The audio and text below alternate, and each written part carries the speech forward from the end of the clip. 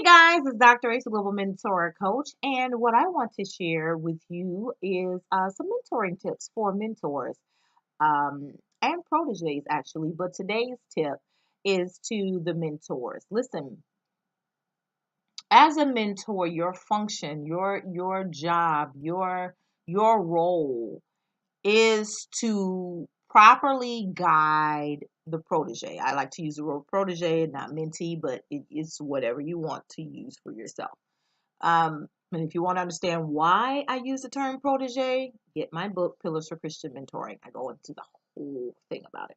But um, your role is to properly guide, okay, and to give feedback.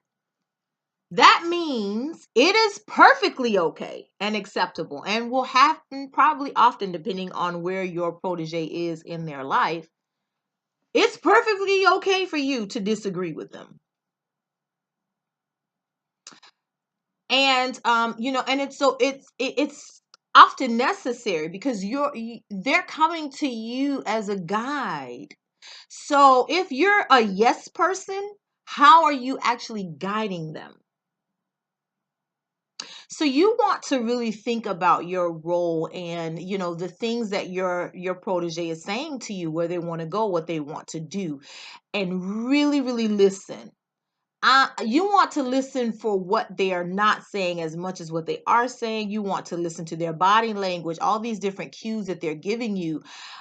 Now, don't get me wrong, you can disagree, but make sure that you have a valid reason for disagreeing and give them some tips on what they should be doing in the interim. For instance, if you feel that your protege is wanting to do something that's not the central focus of what they should be focusing on right now, not saying that it's a bad thing, but it's probably not something they need to be working on right now, don't just say I disagree. Say you disagree and why. Hey, maybe you should be working on this instead of that. And this is the reason why. Here are some tools that will help you get to where you need to be as a person to be able to do this thing over here.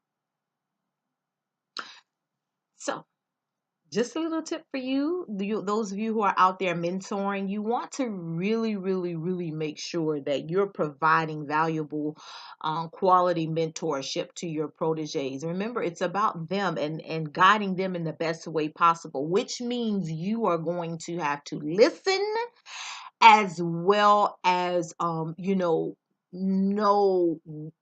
what's in their best interest and come to a happy medium. And now, don't get me wrong, you can't make decisions for them any more than a parent can live for their child. At some point, you've got to let them make those decisions. And if they go against your counsel, that's another conversation, because